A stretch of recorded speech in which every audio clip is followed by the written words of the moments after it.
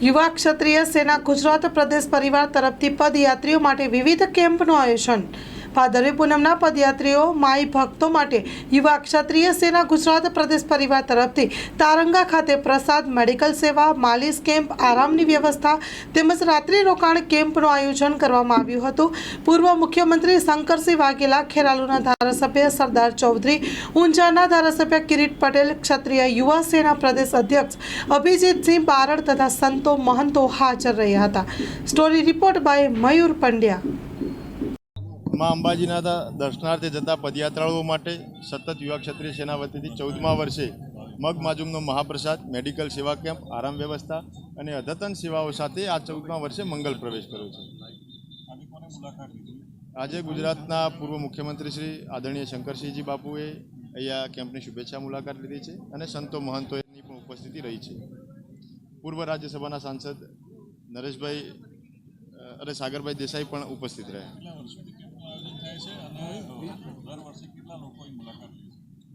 આ 14મા વર્ષે આપણો આ સેવા કેમ્પ છે અને હજારોની સંખ્યામાં અહીંયા પદયાત્રાળુઓ, લાખોની સંખ્યામાં, કારણ કે અંબાજીનો આ મુખ્ય માર્ગ છે અને લાખોની સંખ્યામાં શ્રદ્ધાળુઓ, ભક્તગણ અહીંયાથી પસાર થતા હોય છે અને મા અંબાજીના ગુણગાન સાથે પ્રસાદનો લાભ પણ અમને મળતો હોય।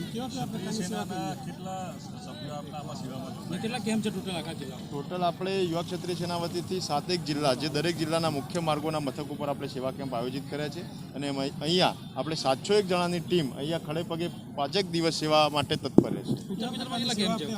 ઉત્તર ગુજરાતના તમામ જિલ્લાના, સાબરકાંઠાનું હિંમતનગર હોય, ચાહે અહીંયા પાટણમાં સિદ્ધપુર હોય કે વિસનગર હોય, ડભોળા તારંગા હોય, જિલ્લાના મુખ્ય માર્ગો, ઉત્તર ગુજરાતના જે મુખ્ય મથકો, જે અંબાજી જવાના પ્રવેશ દ્વાર છે, ત્યાં રસ્તા ઉપર યુવા ક્ષત્રિય સેના વતીથી સેવા કેમ્પો આયોજિત કર્યા છે।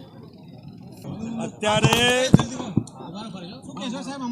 અમારા ક્ષત્રિય આગેવાન અભિસિંહભાઈ બારડ સરસ મજાના કેમ્પ વિસનગર અને અહીં તારંગામાં અંબાજી જે પદયાત્રાના ભક્તો જતા હોય છે, ભાઈઓ બહેનો, સામાન્ય માણસો, એમની સેવા કરવા માટે કેમ્પનું આયોજન કર્યું છે। એમનો આગ્રહ હતો કે આવો તો સારું, આપણને બી પુણ્યનો લાભ થોડો મળે, એટલા માટે બધાને મળતા દર્શન કરતાં અહીંયા આરતી કરીને તારંગામાં અભિષેકભાઈને ખૂબ અભિનંદન। એમની ટીમ એક્ટિવલી બધાની સારી સેવા કરે છે।